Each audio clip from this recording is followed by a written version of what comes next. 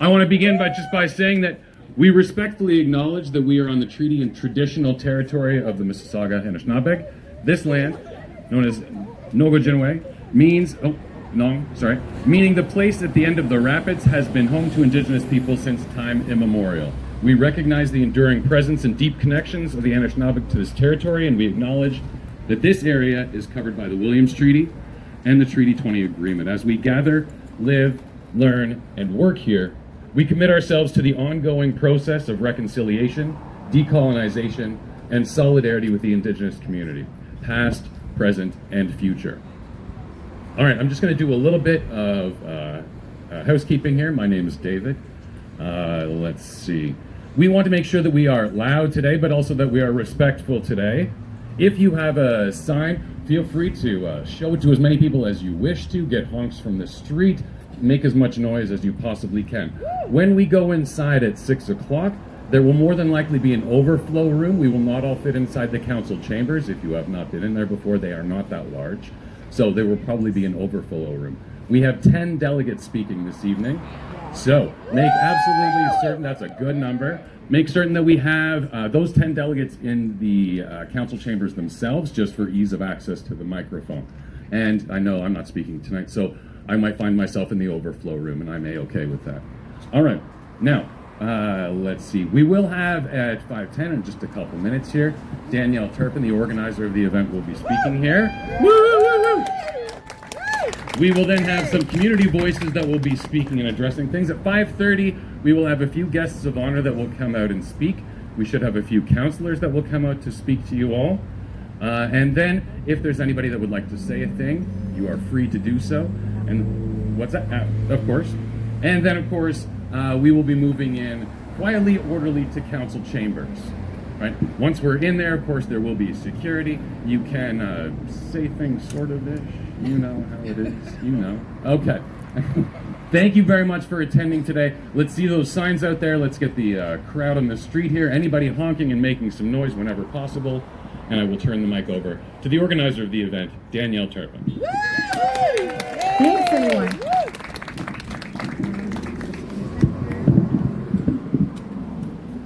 All right, can everyone hear me? Good. I just wanted to write a couple of things. I'm Danielle Turpin. I am organizing this, but it was really, really easy to organize because there was so much energy once we started to create that event. So I didn't have to do too much.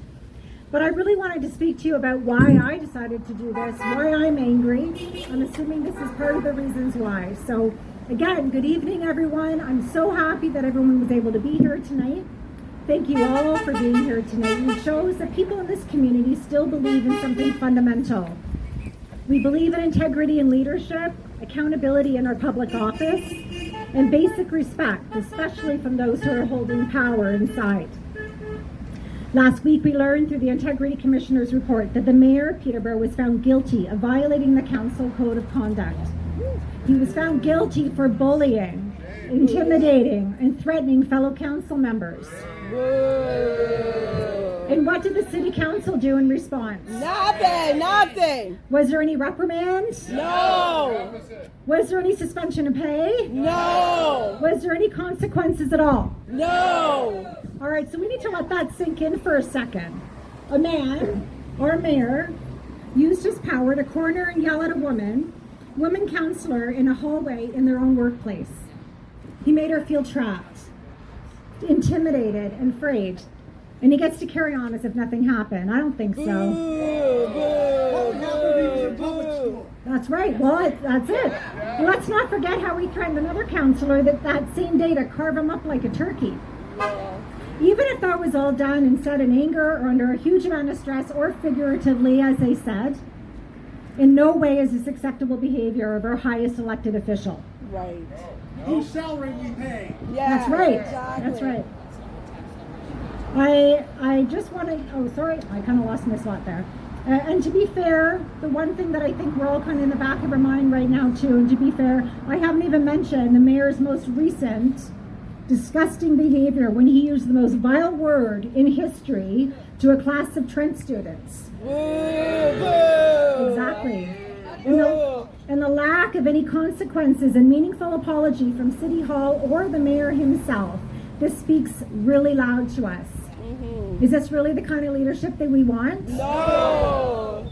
One that intimidates and threatens colleagues? No. And uses the most racist words we can imagine to a group of young learners? These actions are unacceptable. Yes. I wonder what would happen if I stopped and yelled at the mayor tonight.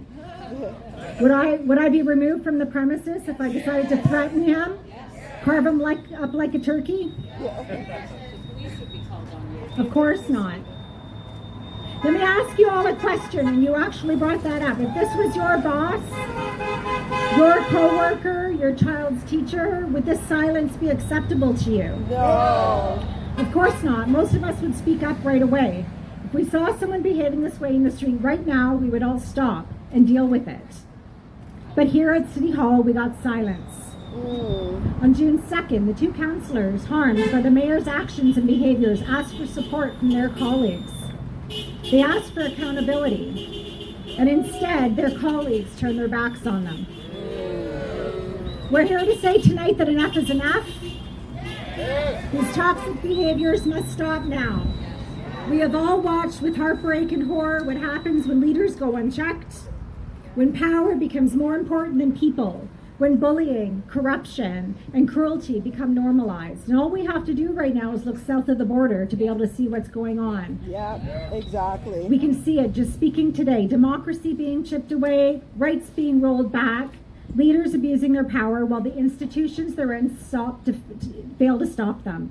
And I don't think we're immune to this here. I don't think anyone thinks we're immune to this here. No, we're not. We need to be able to keep the powers that exist in check. We must demand accountability at every level from every elected official. The decision to ignore the mayor's misconduct sends a loud and troubling message. It tells us that bullying is tolerated at City Hall, that integrity is optional, that those in power can harm others and face no real consequences. And this isn't just about one man's behavior, it's about the culture being allowed to fester inside our City Hall. It's about a pattern of unchecked power and the growing disconnect between elected officials and us, those that they need to serve. Yeah. We must demand better. We must demand a City Hall that reflects the values of this community, not the values of the old Boys Club that our City Hall now exists in. And to those councillors who chose to stay silent on June 2nd, we're all watching. Yes. To those who defended the mayor instead of the people he harmed by his behaviors, we see you and we're watching tonight. Did you say old boys or old bullies?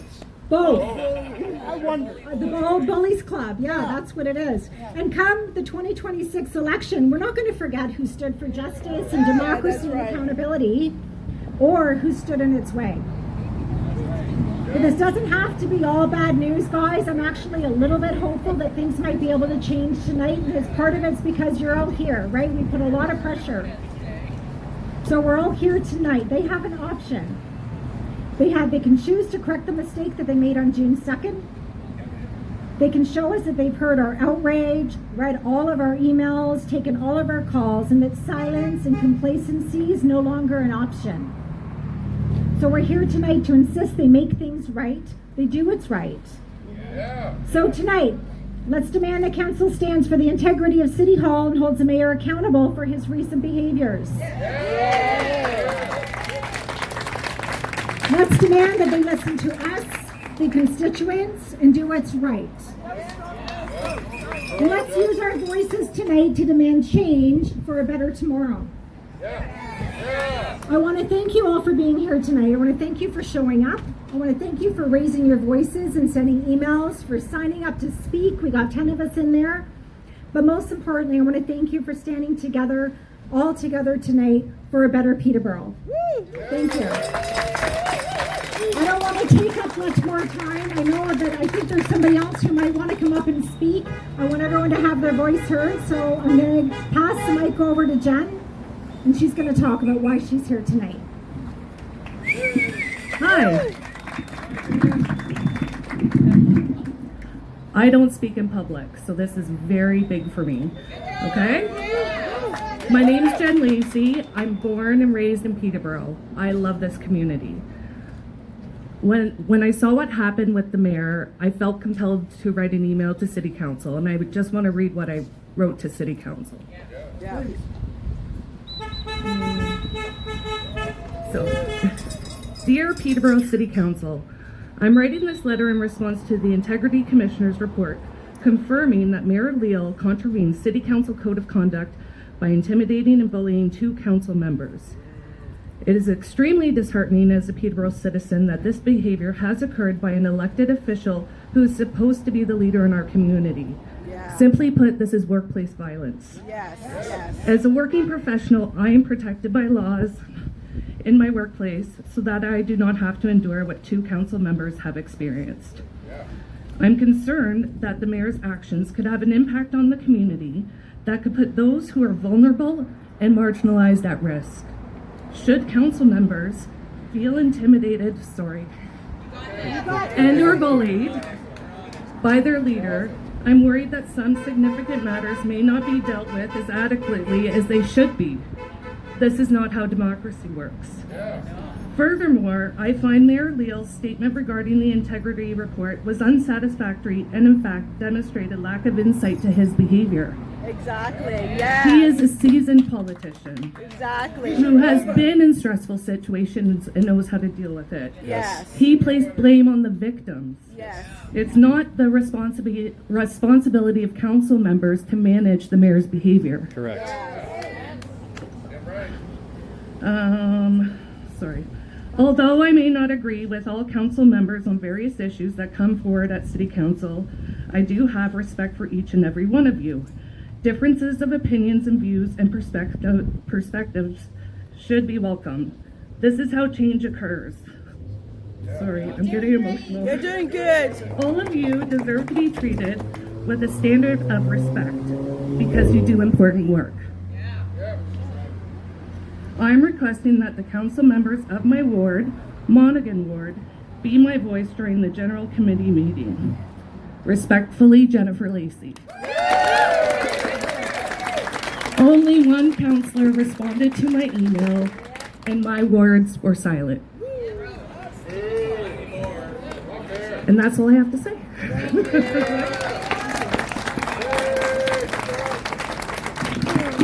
We have a few minutes. If anybody else wants to come up to the mic, have a few words. Doesn't have to be written down why you're here. That's great.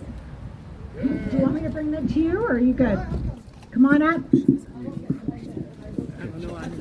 I know. I remember.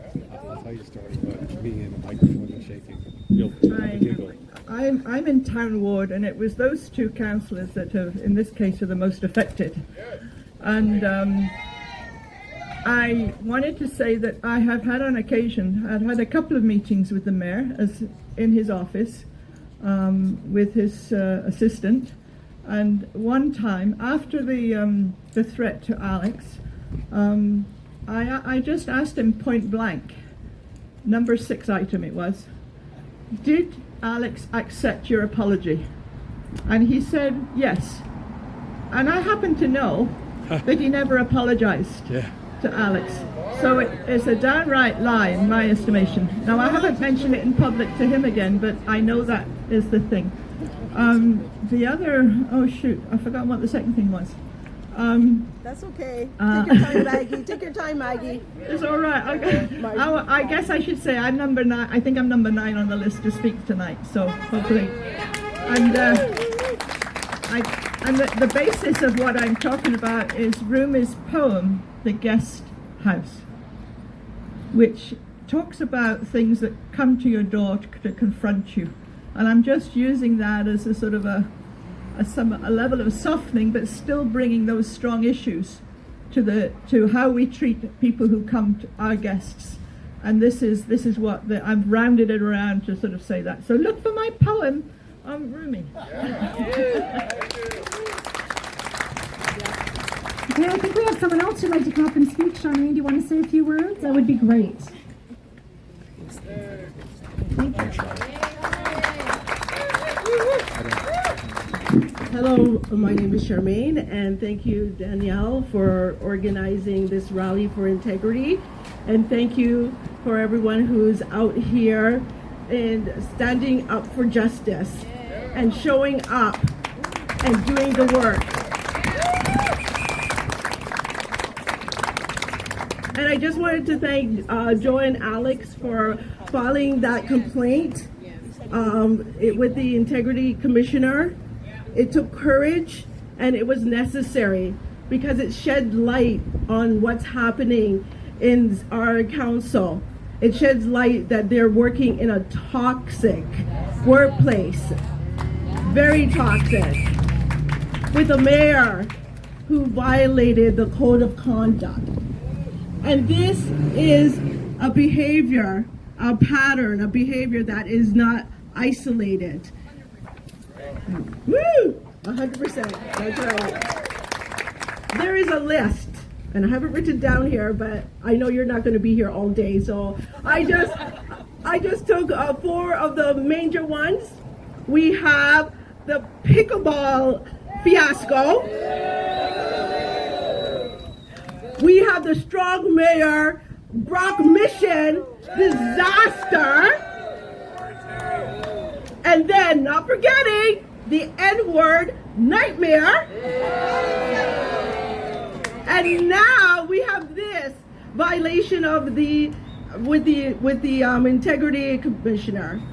Boo! So this mayor has a pattern, and it's not getting better when the council and the councilors have done nothing.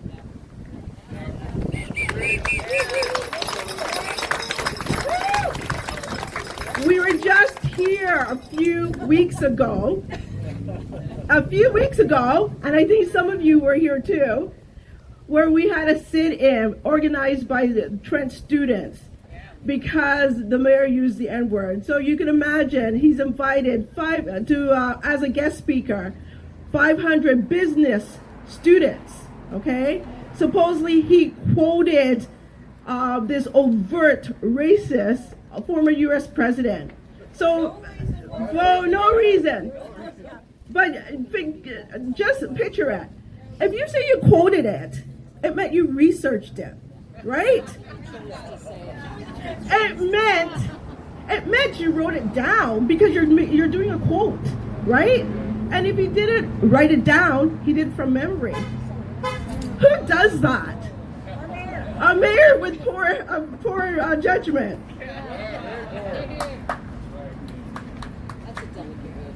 So, and with this latest Integrity Commission report, nothing had been done. The councilors were silent, just like with the N-word, they were silent. Only out of 10, I think there was only 3, Joy, Alex, and Keith, who wanted to do something.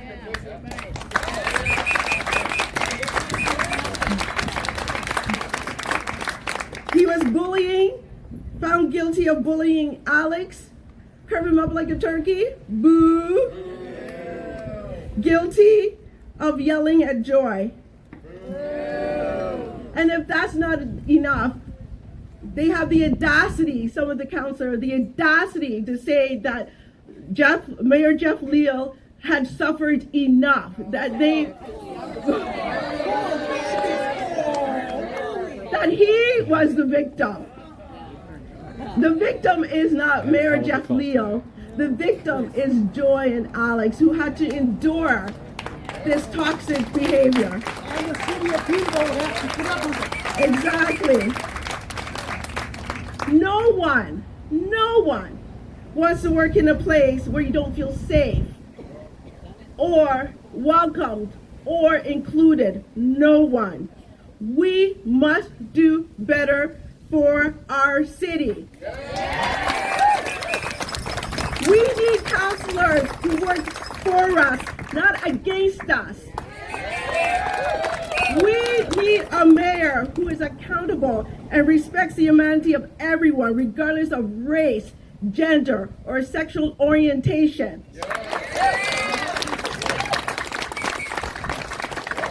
So thank you so much for being here. Thank you for showing up and standing up for justice.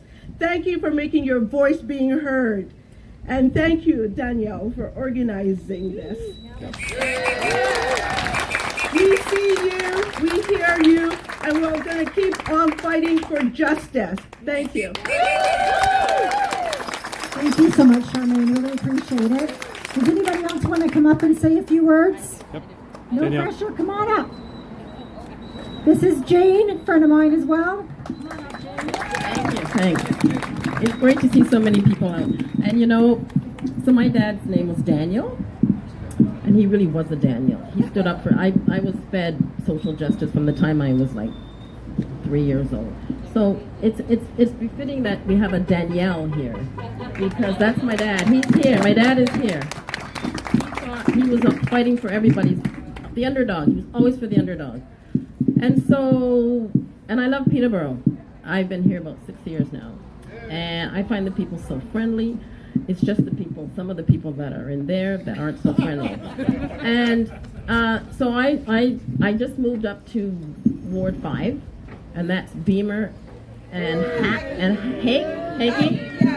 And so I just realized, I go, oh my goodness. So I sent them an email saying that I was appalled that my counselors disrespected the protocol in City Hall.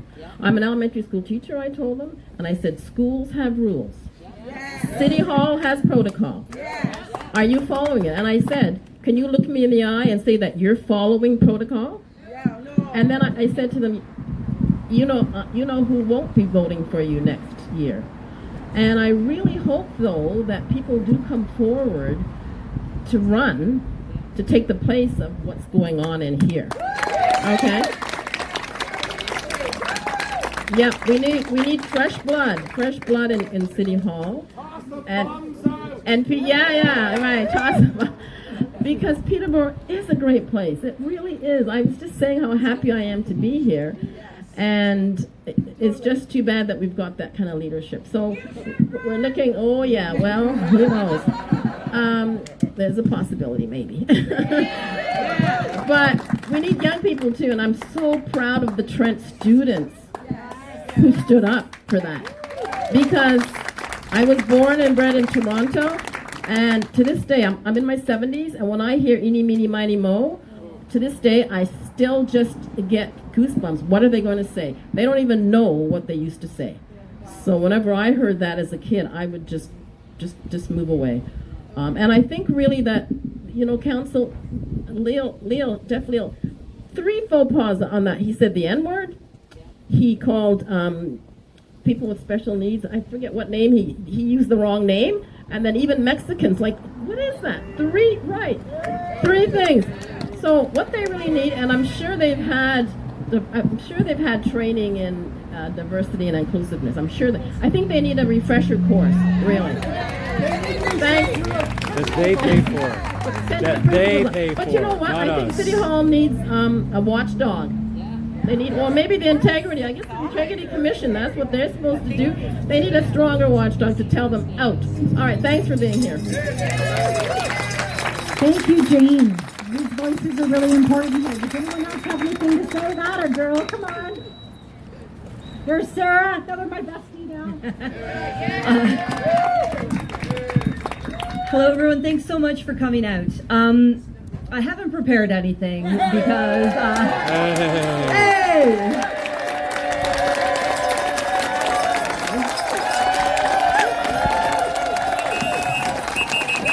Charmaine has inspired me to speak because she's absolutely right. There is a pattern of behavior from this mayor and from the council who enables him. And now is the time to say enough is enough. I'm here as representative of the Northcrest Neighbors for Fair Process group, who tomorrow morning will be challenging Mayor Leal in court over his use of strong mayor powers.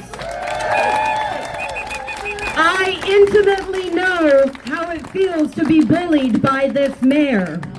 In a true pattern of intimidation and bullying, Mayor Leal very recently, mere days ago before we were set to go to trial, threatened to come after me personally and financially ruin me, to intimidate me from having my day in court. And just like with Bonnerworth, 5 4 days ago, he raised the property and allowed for every tree to be cleared from the lot. Sounds familiar, doesn't it? I echo what other speakers have said here.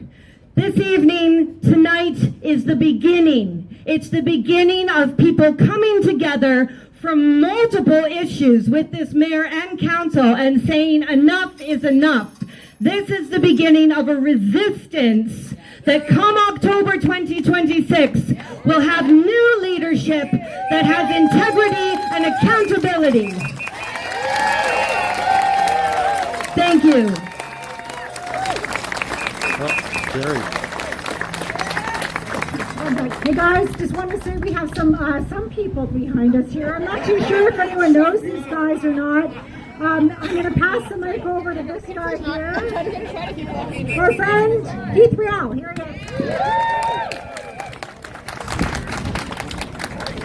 As you see, we got dressed for the occasion. We wore black tonight because there's a death. And that death is democracy, and it's happening right in there.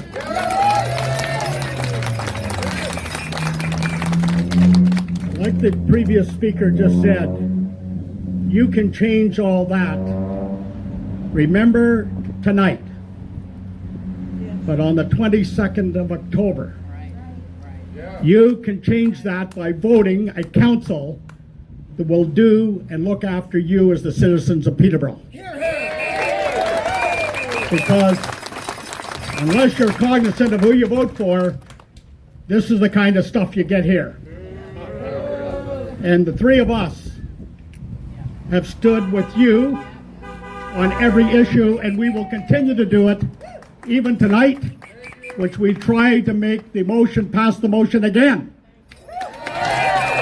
So, we are here with you. Thank you for your support. We'll see you inside. Thank you, Keith. We're going to make a little bit of noise for a few minutes here. Let's get everyone else out there, show everybody else. And again, we have 10 delegates who are going to be coming in and speaking. This is not over tonight. We need to keep the pressure on. We need to make sure that everybody knows that these councillors need to make change. They need to do what's right. They need to answer to us. This is an opportunity to have your voices heard tonight. So please don't stop. Let's start raising some noise. Let's get in there at 6 o'clock. We'll make sure that they hear us then. Thank you so much. The mic's open if anyone else does want to speak. Otherwise, let's start making some noise, okay?